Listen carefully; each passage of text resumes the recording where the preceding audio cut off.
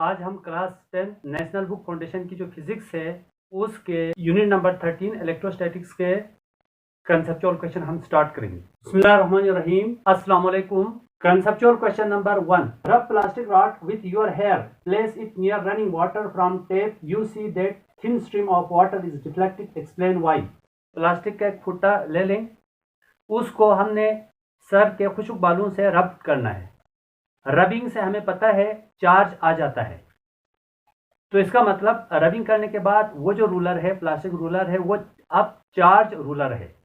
उस charge ruler को जब नलके से बहते हुए पानी के करीब लाते हैं, तो वो जो नलके से बहते हुए जो पानी का जो स्ट्रीम है, वो पानी जो है वो अपना जो पाथ है वो चेंज करता है, यानी कि वो अपने पाथ से डिफ्लेक्ट करता है। ऐसा क्यों होता है? इसके अंदर यहाँ पर मैंने लिखा है जो कॉन्सेप्ट है, यहाँ पर दो कॉन्सेप्ट है। एक हमारे पास इलेक्ट्रोस्टैटिक इंडक्शन, दूसरा हमारे पास है चार्ज बाय रबिंग। रूलर को हमने सर के बालों से रब किया है, तो रबिंग की वजह से रूलर के ऊपर चार्ज आया है। अब उस चार्ज रूलर को जब हम नलके से बहते हुए पानी के करीब लेकर आते हैं, तो क्या होता है, वो जो पानी है वो जो पानी है, जैसा कि मैं यहाँ पर डायग्राम बना रहा हूं। सपोज हमारे पास ये नल है, यहां से सपोज पानी आ रहा है नीचे।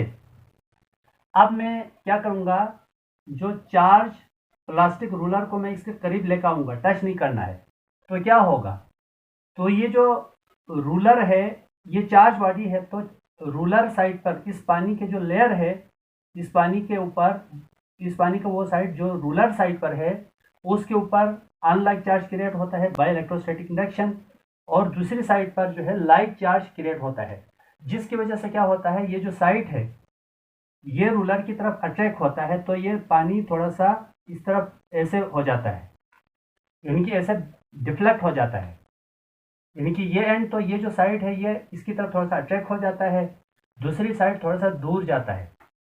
तो इस तरह से by electrostatic induction charge ruler के करीब लेके जाने से उस वाटर के ऊपर भी अनलाइक चार्ज क्रिएट होता है, यानी कि रूलर साइड पर अनलाइक चार्ज क्रिएट होता है, दूसरी साइड पर लाइक चार्ज क्रिएट होता है, क्योंकि हम जानते हैं वाटर जो है पोलर है, यानी कि वाटर के अंदर भी आइंस होते हैं, वो आइंस पॉजिटिव और नेगेटिव आइंस अलग हो जाते हैं, जिसकी वजह से ये डिफ्लेक्ट हो जाता है। Conceptual question number 2. Two identical spheres have same masses. Then we charge both masses oppositely. After charging, will there be both bodies have same masses or different masses? Explain. दो सफियर है, वो दोनों sphere identical है। Identical means दोनों sphere के masses same है।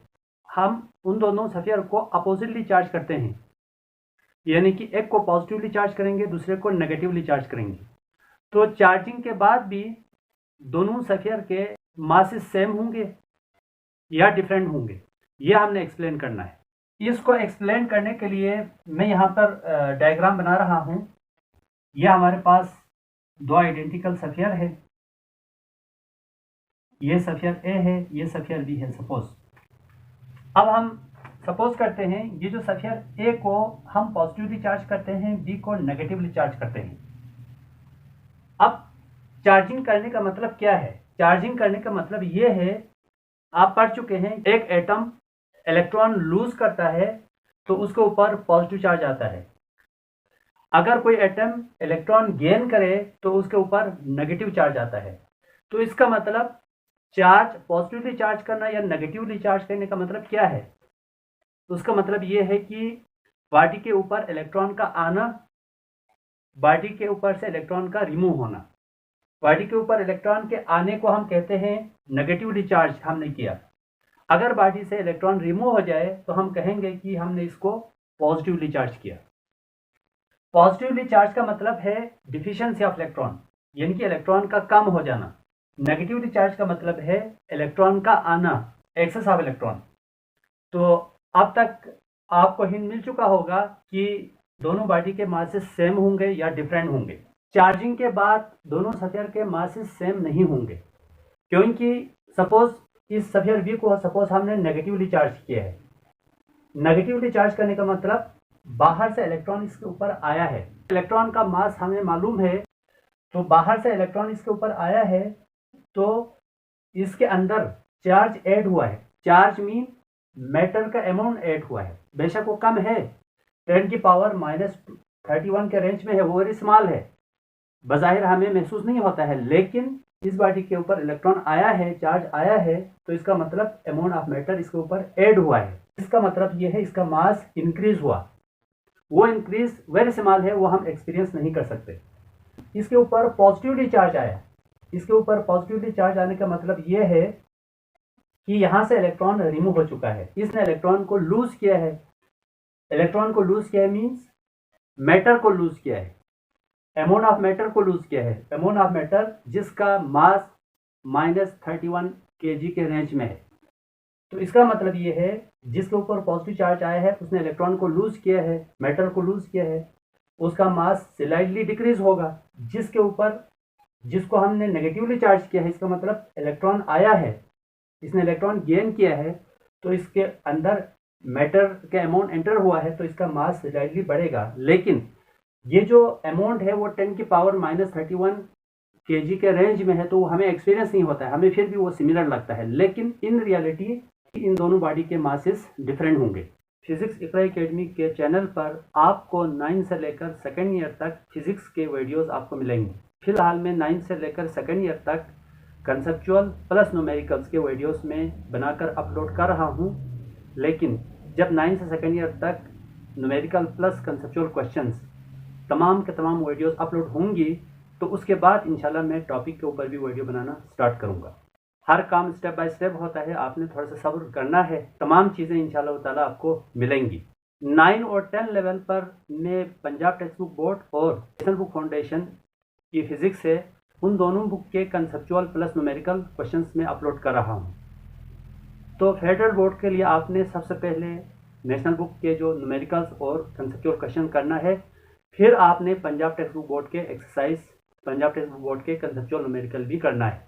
अगर आप अगर आप नेशनल बुक के न्यूमेरिकल और कंसेप्चुअल करेंगे तो ऑटोमेटिकली जो है ना वो पंजाब टेक्स्ट बुक बोर्ड के न्यूमेरिकल्स हो जाते हैं, लेकिन कंसेप्चुअल थोड़ा सा डिफरेंट है, तो कंसेप्चुअल आप दोनों से करें। बाकी जो टॉपिक है वो ऑलमोस्ट सेम है, टॉपिक के लिए कोई भी बुक आप फॉलो करें। व्हाइट बोर्ड के ऊपर जो नोट्स लिखा हुआ है वो नोट्स है जिसके लिखने से स्टूडेंट ने फेडरल बोर्ड में, रावलपिंडी बोर्ड में बहुत अच्छे नंबर लिए हैं, यानी कि पूरे नंबर लिए हैं, वो नोट्स मैं यहाँ पे लिख रहा हूँ। तो लिहाजा आपने इससे फ़ायदा उठाना है, आपने इसको याद करके आपने लिखना है। ड्यूरिंग वीडियो में आगे पीछे मूव करता हूँ, तो आप पॉज करके वीडियो को रोक कर आप वो जो नोट्स है आपने नोट करना है नोटबुक के ऊपर। वीडियोस को एक वजीफे के साथ आपने देखना है, आज वीडियो देख लिया कल नहीं देखा, नहीं। हर कामयाबी मुसलसल काम करने से मिलती है। आप एक दिन सुबह से शाम तक काम करेंगे, अगले दिन फिर 3 दिन आप रेस्ट कर लेंगे तो कामयाबी नहीं मिलेगी। कामयाबी के लिए कंटिन्यूस मेहनत ज़रूरी है, बेशक कम ड्यूरेशन के लिए हो, लेकिन कंटिन्यूस मेहनत चाहिए। वीडियोस को आपने मुसलसल वॉच करनी है।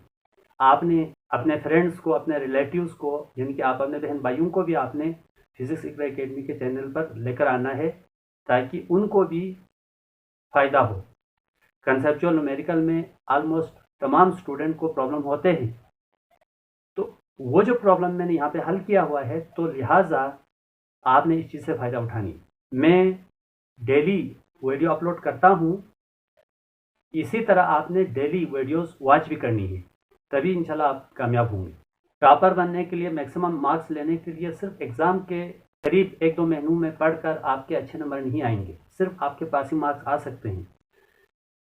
अगर आपने कामयाब होना है, टॉपर बनना है, लाइफ में कुछ बनना है, तो आपने साल के शुरू से आपने पढ़ना है, साल के शुरू से मेहनत करनी है, तब जाके आप कामयाब होंगे।